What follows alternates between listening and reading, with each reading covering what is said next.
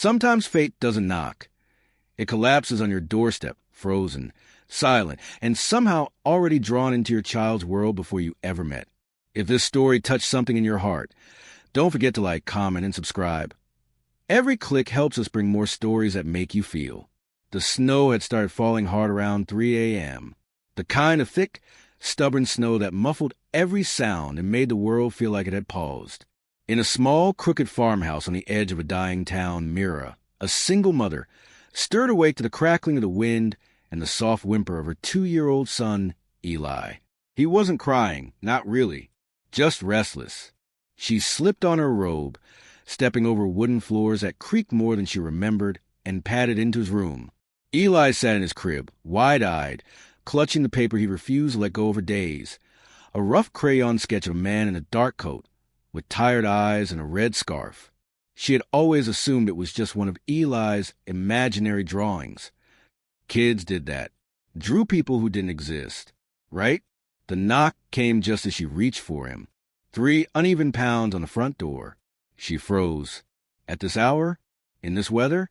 Carefully laying Eli back down, she rushed to the door and opened it to the blinding white outside. A man, slumped against the frame. His lips blue, coat torn, blood frozen around a bandaged shoulder. A duffel bag barely clung to his side. For a second, she couldn't move, couldn't even breathe. "Help," he whispered. Without hesitation, Mira dragged his half-conscious body inside, laying him down near the fireplace. She stripped off his soaked jacket and found military tags buried under his sweater. Staff Sergeant Cole Danner. She hadn't heard that name before. At least, she didn't think so. An hour later, after tending his wounds with a first aid kit she kept from when Eli's dad left, no questions, no goodbyes. The soldier stirred, and Eli entered the room. Mira reached out to stop him, but Eli toddled past her, the drawing still in his hand. His eyes locked on the man, lying on the couch. He walked right up to him, stretched out his small arm, and held out the paper. "Cole," Eli said, not asking, stating, with strange clarity. Myra's heart nearly stopped. The soldier blinked at the child, then at the crayon drawing, and something flickered in his frozen expression. Recognition? Shock? A tear formed in the corner of his eye, trailing down to his jaw as he slowly took the drawing in his shaking hand. "How?" Cole rasped. Mira knelt beside her son, eyes wide. "You've never met us," she said quietly. "So why did my baby draw you weeks ago?" Sometimes bonds form before names are shared, in the quiet between two breaths, in the way a child's tiny hand fits perfectly into a stranger's palm. Not every connection begins with understanding. Some begin with recognition. The snow didn't stop. It blanketed the world outside in silence, while inside the little farmhouse, something else was quietly unfolding. A connection no one could explain. Cole remained weak, sleeping on the couch in fits, fever tugging at the edges of his consciousness. Mira did what she could, changed his bandages, boiled broth, made him tea with the last of her honey. Her eyes constantly flicked between him and Eli, who seemed unnaturally calm around the wounded man. That first day, Eli wouldn't leave Cole's side. He sat on the floor with his drawing pad, making more strange sketches, always of Cole, always smiling. One picture showed him holding Eli's hand. Another showed the 3 of them standing together under a bright yellow sun. Mira tried not to read into it, but her chest tightened every time she saw those crooked crayon lines. She found herself watching the soldier more than she intended. His features were rough but kind, the kind of face that had clearly seen too much. He didn't speak much, but when he did, his voice was low and careful, like each word weighed something. By the 3rd day, his fever broke. She brought him soup and sat down across from him, exhausted from pretending she wasn't full of questions. "You said your name's Cole," she finally said. "You were alone out there. You could have frozen. Where were you coming from?" He stared at the steam rising from the bowl, then slowly met her eyes. "I don't remember," he admitted. "Not everything. Just flashes. Sounds. A mission gone wrong. An explosion. After that, it's like my mind's all static." Mira nodded slowly. She didn't know whether to believe him, or what it meant if he was telling the truth. But before she could press further, Eli ran into the room, holding a plastic toy car in one hand and one of his new drawings in the other. He climbed up on the couch next to Cole, curling into the man's side like he'd done 100 times before. Cole froze. Eli shoved the drawing into his lap. Cole looked down. The picture was simple, crude, like all toddler art, but the image was clear. A man, Cole, holding a baby wrapped in a blue blanket. Cole glanced at Mira, startled. "What is this?" "I don't know," she said honestly, her voice barely above a whisper. "Eli's been drawing you for almost a month now, before he could even say your name." Cole stared at the child, who was now humming softly, leaning into his arm. And then, almost shyly, Cole whispered something Mira hadn't expected to hear. "I had a son once," he said. "At least, I think I did." The fire popped loudly. Eli flinched, but didn't let go of Cole's hand. Something strange, warm, and deeply unfamiliar began to take root in that moment. Not quite trust, not quite family, but something real. Some truths don't break through with thunder. They unravel quietly, in the corner of a photograph, in a whisper from a child, or a name spoken too easily by someone who shouldn't know it all. The snow had begun to melt by the end of the week. Slushy puddles pooled along the dirt road outside Myra's house, but Cole remained inside, recovering slowly, like a man whose wounds went deeper than his skin. He moved better now, helped wash dishes, stack firewood, even repaired a loose hinge on the back door. And all the while, Eli followed him like a shadow, humming, smiling, trusting. Mira watched it unfold with silent awe and a growing weight in her chest, because Eli didn't do that.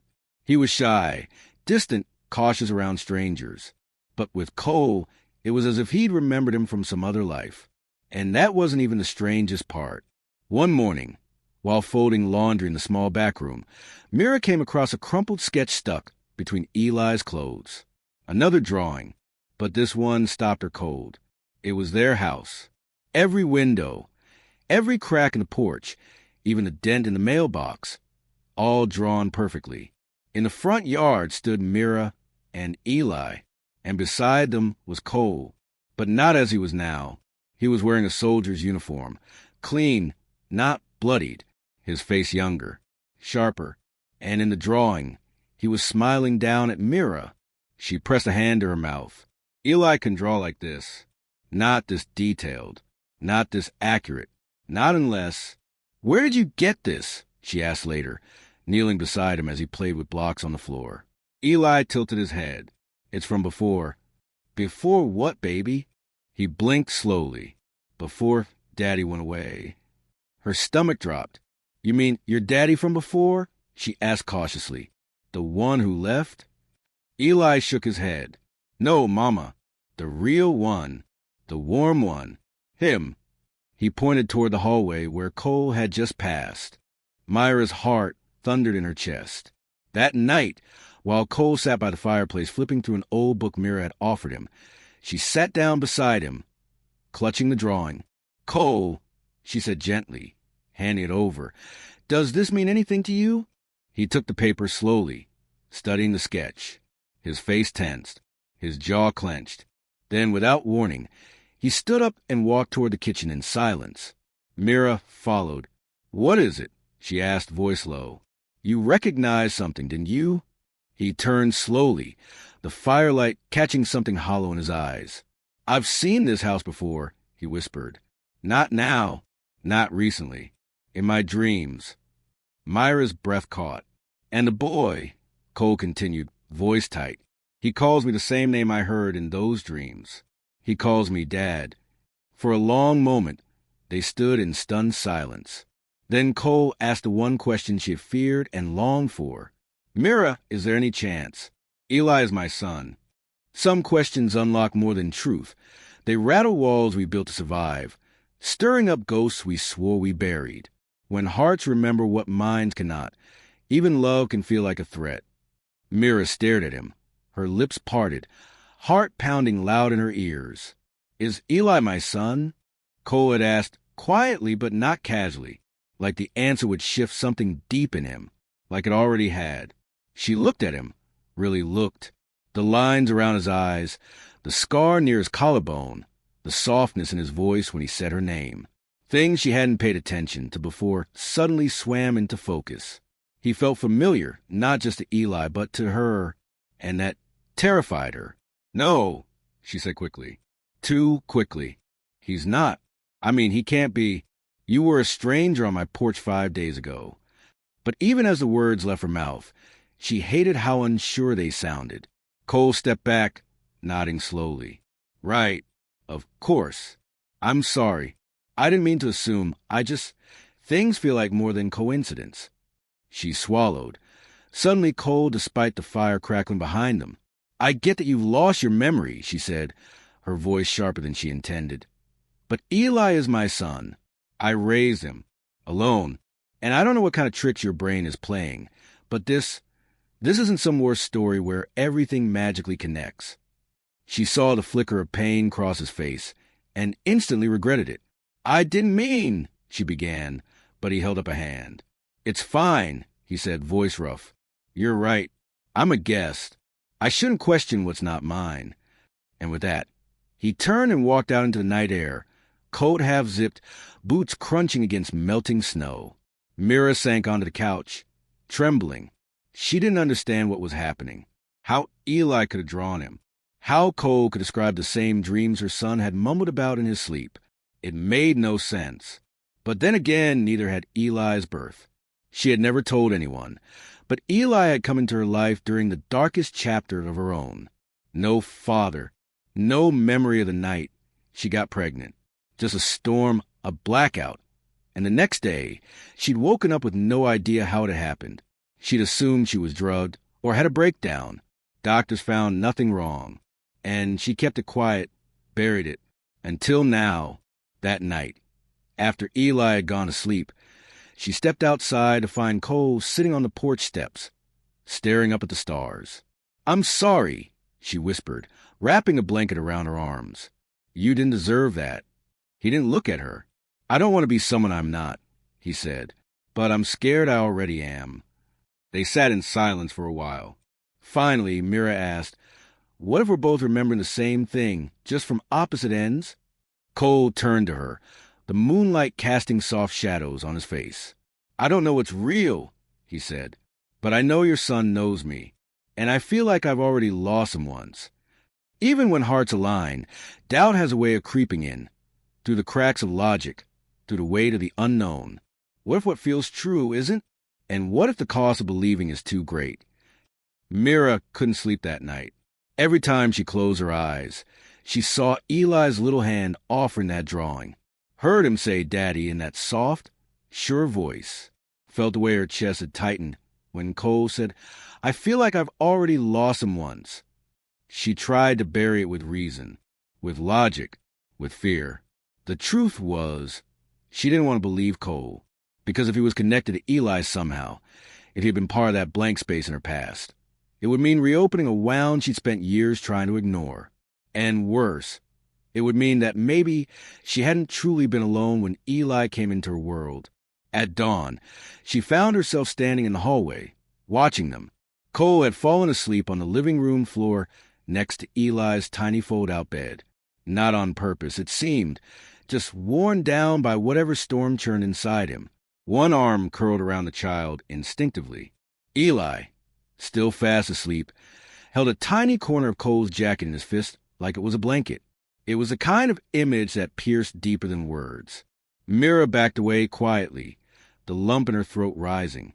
Later that morning, over quiet cereal and coffee, Cole asked gently, "Have you ever had a memory you couldn't explain? Like something that didn't feel like a dream, but didn't belong in your life either?" Mira hesitated, her hand tightening around her mug. "I used to," she whispered, "back when Eli was born." He waited, patient. She looked up, her eyes uncertain. "There was one night, before I knew I was pregnant. The power had gone out. I woke up with dirt on my floor, and the back door wide open. I thought maybe I'd sleepwalked, or someone broke in. I checked everything, but nothing was missing, just my peace." Cole's brow furrowed. "And you never figured it out?" "No." she said quietly. But I never forgot either. There was silence between them. Heavy. Then Cole reached into his coat pocket and pulled something out, a small, dented silver pendant. It was cracked and weathered, shaped like a starburst. This was in my pocket when I collapsed on your porch, he said. No one knows what it is. It's not military issue. But he gently pushed it across the table. Myra's eyes widened because she'd seen it before, in one of Eli's earliest drawings. A strange star-shaped object above a man's head, scribbled in gold crayon. Her fingers shook as she picked it up. The texture, the weight, the hum beneath the surface that felt more alive than metal. What does it mean? She whispered. Cole just shook his head. I think it means we're not crazy, he said, but we're definitely not ready for the truth. Myra's hands trembled. For the first time in a long time, she was more afraid of the answers than the questions. Hope doesn't always arrive like fireworks.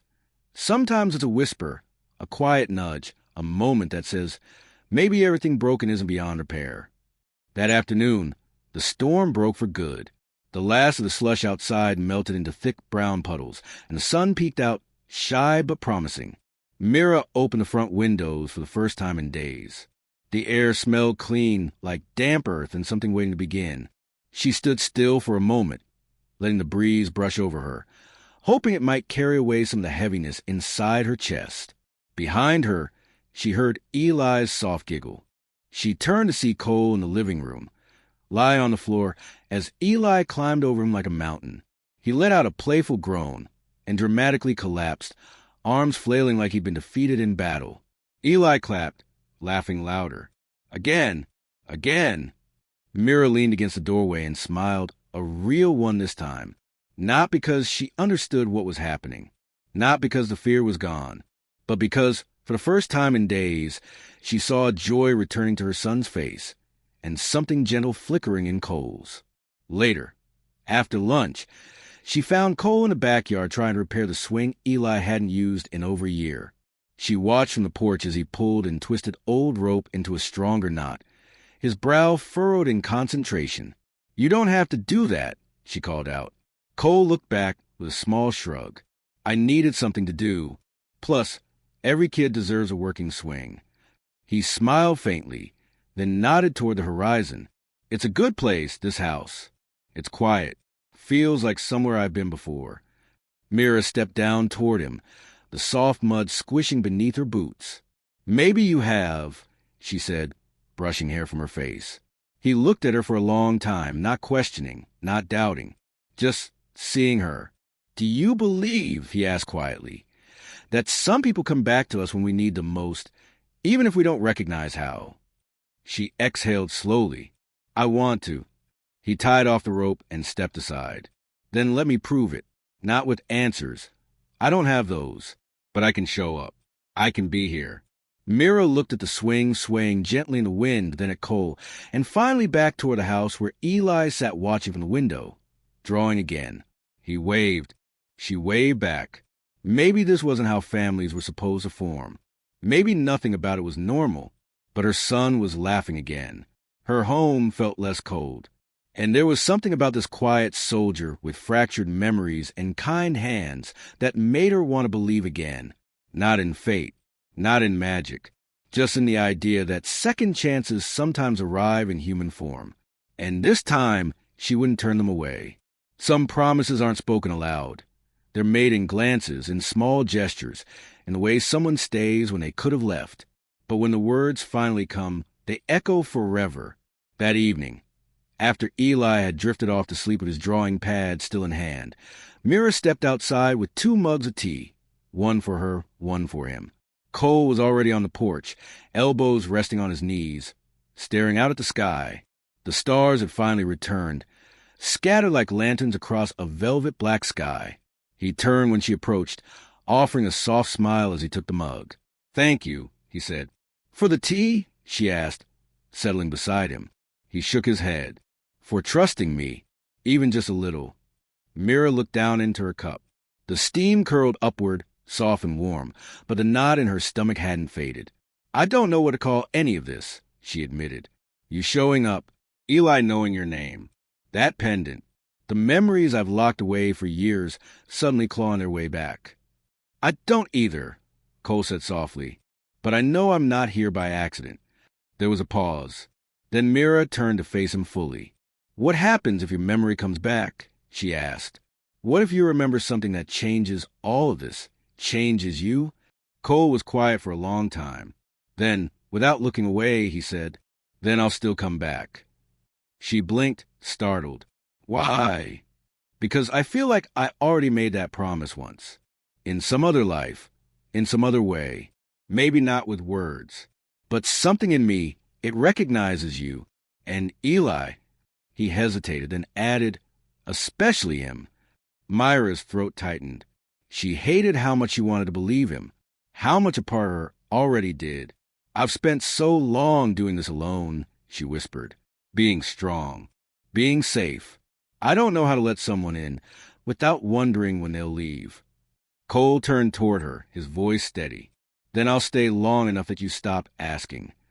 The porch light flickered. A cool breeze swept across them, rustling the trees.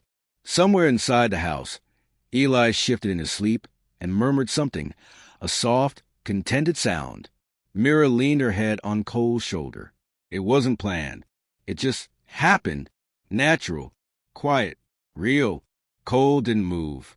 They sat like that for a while. Two people with too many broken pieces between them, forming something whole not with answers, but with presence. Before heading inside, Mira looked at him and said, If you're going to stay, then stay for him. He's already chosen you. I just need time to believe I can too. Cole nodded once. For him. Always. And somehow, in the dark, on a creaky porch with a broken path behind them, a promise was made. Sometimes healing doesn't come with fireworks. It comes with pancakes, laughter, and a boy's drawing left on the fridge like a silent, thank you. The morning sun streamed to the kitchen window, casting golden light across the worn wooden counter. For the first time in weeks, Mira woke up without the weight of worry pressing down on her chest. In the kitchen, she found Cole at the stove, barefoot, sleeves rolled up, trying to flip a pancake that was clearly too big for the spatula. Are you cooking? She asked, eyebrow raised. He grinned sheepishly. Trying. Eli said pancakes make Saturdays feel safe. You bribed him with breakfast? I call it strategy. Mira chuckled. She hadn't laughed like that in a long time. Eli was already at the table, his legs swinging back and forth as he colored something with fierce concentration. When he saw her, he lit up. Mom, he's making dinosaur pancakes. They were supposed to be round, Cole muttered, showing Mira a tragically deformed blob on the plate. They're perfect, she said gently, taking one and sitting across from her son. For once, the silence around the table wasn't heavy. It was peaceful, familiar. Eli passed Mira the drawing he had been working on. It was simple. A little boy, a woman, and a tall man with a scar on his cheek, all holding hands. Above them, a shaky rainbow arched across the sky. Her breath caught. I wanted to draw us, Eli said, voice soft. Is that okay? She looked at Cole. He met her gaze with something steady and quiet in his eyes. Not a question, not an expectation, just presence. It's beautiful, she said, her voice thick. After breakfast, Cole helped clean the dishes while Mira took Eli outside to the small garden patch behind the barn. He ran barefoot to the wild grass, chasing butterflies, his laughter ringing to the morning air like music. Do you always plant sunflowers? Cole asked, stepping outside and wiping his hands on a dish towel. Mira nodded. Every spring. They're Eli's favorite. And mine. Why? Because they always turn toward the light, no matter how broken the storm leaves them. Cole stood beside her, looking out at the field where the first green shoots had begun to poke through the earth. That's powerful. It's survival, she said. They stood there in comfortable silence, the scent of earth and grass mixing with the warmth of the sun. Then Eli came running back toward them, breathless and excited. Look what I found. In his small hands, he held a shiny dog tag, old and dirt-caked, but unmistakably military. Cole's name was engraved on it. So was a unit number and something else. A symbol. Myra's breath caught again, this time not from joy. That symbol she had seen before, etched into the back of Eli's locket. Every answer opened a deeper question, and every truth they uncovered stitched Cole closer to the family he never meant to find. Myra's heart thudded in her chest as she took the old dog tag from Eli's hand. It was heavier than it looked, not just in weight, but in memory. Cole stepped forward slowly, eyes narrowing at the symbol etched into the metal just beneath his name and rank. He didn't speak at first. Eli tilted his head. It looks like the same thing, Mom, on my locket, remember? Mira nodded silently, fingers brushing over the worn engraving. The symbol, a pair of wings wrapped around a sword, was one she hadn't seen since the night she found that locket clutched in Eli's tiny hands when she first held him at the hospital. Cole finally broke the silence.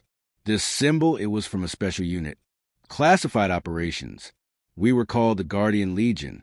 Our mission wasn't public. Mira stared. What does that have to do with us? Cole took the dog tag gently from her hand, rubbing his thumb across the sword. There were rumors. Toward the end of the war, things got strange. Missions that made no sense. People disappearing. One of my last assignments before I was injured was to transport a civilian child. He paused. I never saw the child, only the orders.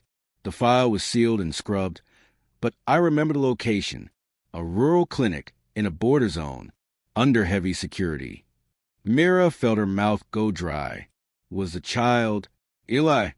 Cole looked at her, really looked. Do you remember where you first met him? Her voice dropped. I found him abandoned at the edge of the field hospital. No name, no records, just a locket. Cole's jaw tightened. That's not a coincidence. Eli stood quietly, holding the locket now, tracing the same symbol with his finger. What does it mean? He asked. Cole kneeled in front of him. It means someone wanted to protect you. Badly. Enough to assign a soldier like me to carry out an operation they tried to erase. Eli blinked. Are you my dad? The question hit like thunder. Myra's breath caught. She looked at Cole, her eyes searching his face for some reaction. He didn't flinch. Instead, he placed a hand gently on Eli's shoulder. I don't know, he said honestly, but I promise I'm not going anywhere until we find out. That night, Mira couldn't sleep.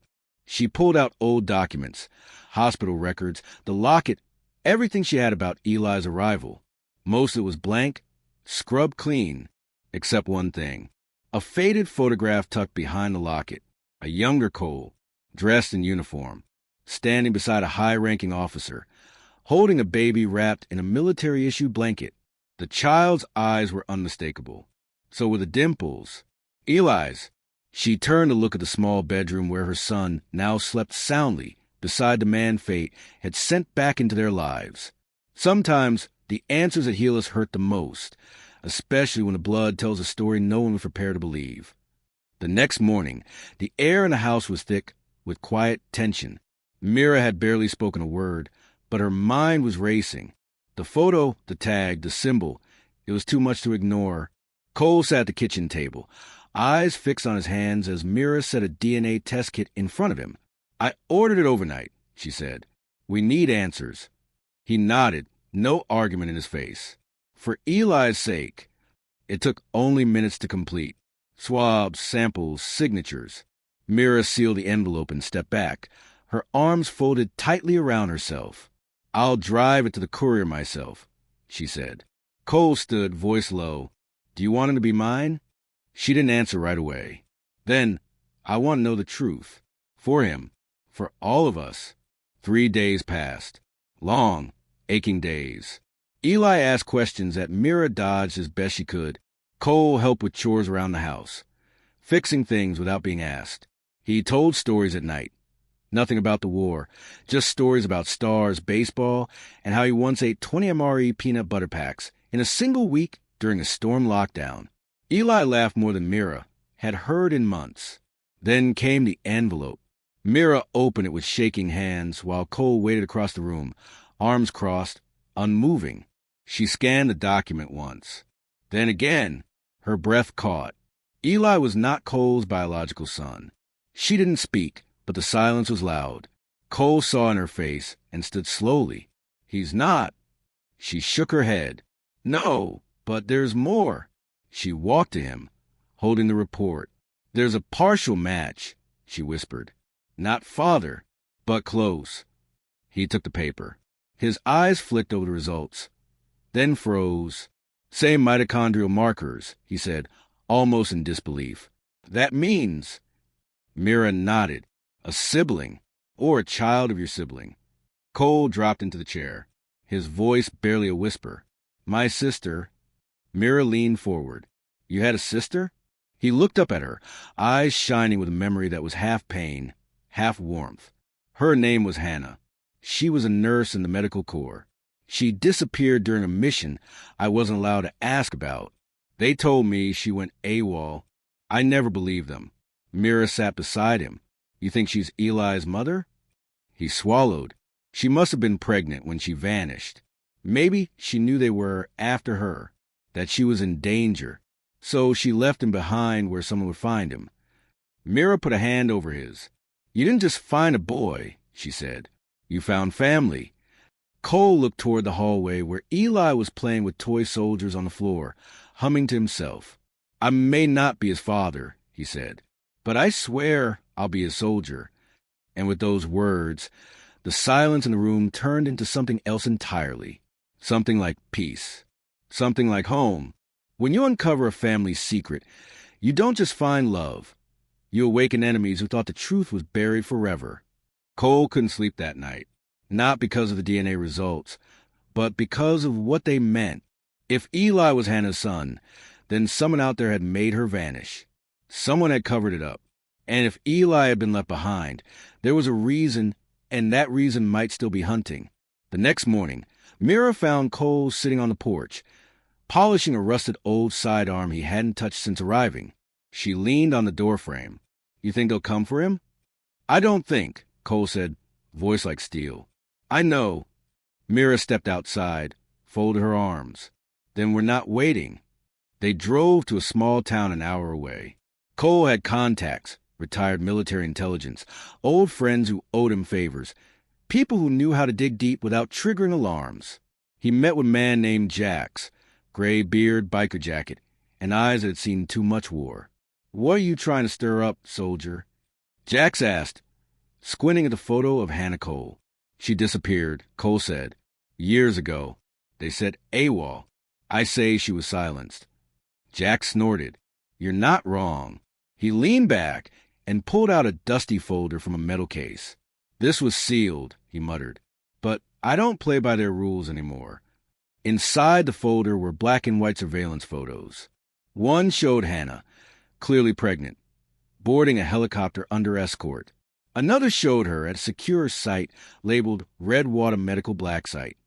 What is Redwater? Mira asked. Jax's voice lowered. It was an experiment base. Shut down now. Back then, they were obsessed with genetics, trying to create enhanced soldiers. They took in medics, orphans, anyone they could use. Your sister had something rare in her blood, accelerated cell healing. She passed it to the kid. Cole's jaw tightened. So she was a test subject. She was more than that, Jax replied. She was the one who got away. Mira stared at the folder. They'll want the boy. Jax nodded grimly. If they even suspect he survived, they'll move fast, and not through legal channels. Cole took the folder and stood. Then we don't wait. We prepare. Back home, Mira secured the farmhouse, locked down windows, reinforced the doors. Cole dug up his old trunk and opened it to reveal tactical gear, encrypted radios, and an M4 rifle wrapped in cloth. Eli watched from the hallway, clutching his stuffed fox. Mom, he asked quietly, are we going to be okay? Mira bent down and hugged him tight. We're stronger than they know. Cole looked at the boy. They took your mom from me, Eli. They won't take you too. That night, storm clouds rolled in, but so did headlights. 2 black SUVs stopped half a mile from the house. And deep inside the shadows, a man with scarred down his neck spoke into a radio. Target confirmed. The soldier's alive. and the asset is with him. They didn't expect a soldier to fight back, and they underestimated a mother with everything to lose.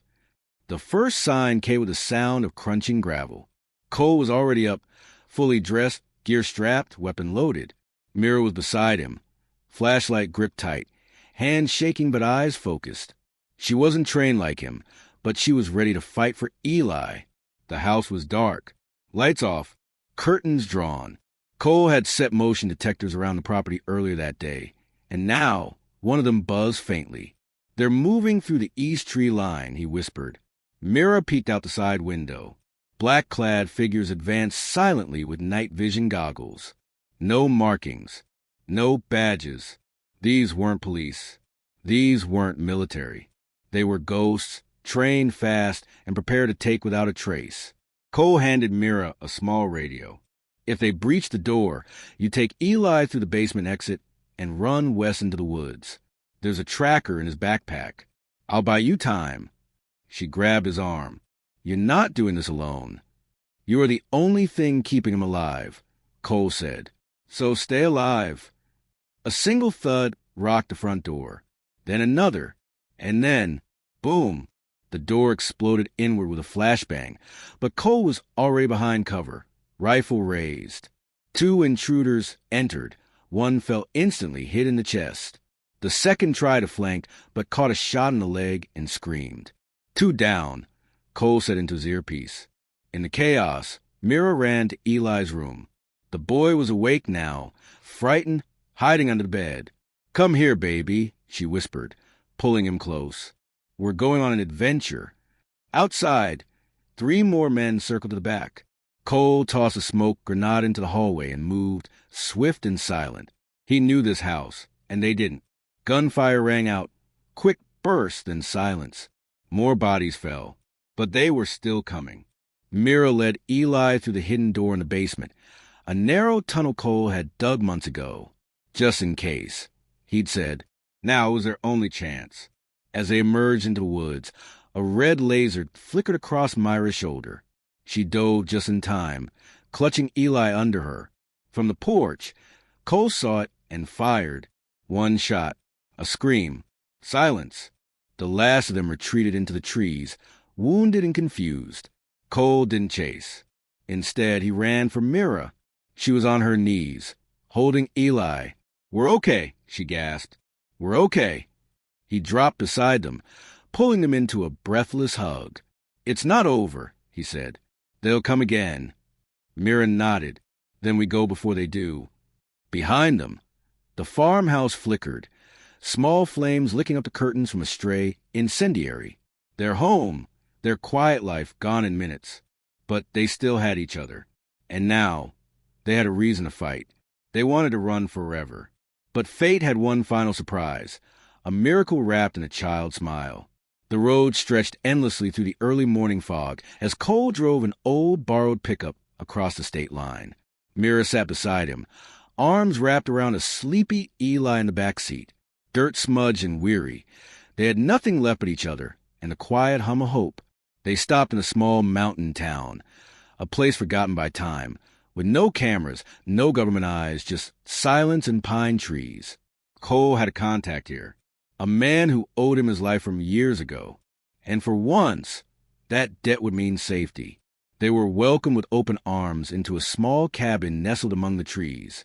There were blankets, warm soup, and, for the first time in days, peace. Mira tucked Eli into bed that night. He was already half asleep, whispering, "Mommy, are we safe now?" She smiled, brushing hair from his forehead. "Yes, baby, we're safe." Cole stood at the door, watching her. "I never thought I'd find this," he said softly. She turned. "A cabin in the woods?" He chuckled. "No, a family." 1 year later. Eli's laughter rang across the field as he chased butterflies beneath a golden sunset. Mira watched from the porch, a cup of tea in her hand. Cole was beside her, hammering together a new swing set. They had rebuilt everything from scratch. The trauma, the pain, it hadn't disappeared. But with time, it softened. Mira opened a letter she'd been holding all day. It was from a former contact of Cole's in the intelligence world. Inside was one simple message. Your names are clear. Case closed. No further threats. He's safe now. She looked up, tears filling her eyes. We're free. Cole set down the hammer, walked over, took her hand, and for the first time, they didn't have to look over their shoulders. They could just breathe. That night, as fireflies danced outside and the radio played an old love song, Mira whispered, "You were supposed to be a stranger passing through, a wounded soldier." Cole leaned in, kissing her forehead, "And you were just a woman offering kindness." "But now," she smiled. "Now," he said, "we're a home." Inside, Eli stirred in his sleep and mumbled something strange, words in a language unknown. A faint pulse of light glowed briefly around his fingers, then faded. They didn't notice, and they didn't need to, because tonight was about peace. Tomorrow, if the stars brought new surprises, they'd face them together, as a soldier, not a mother, and a boy who was always meant to be more than either of them could imagine.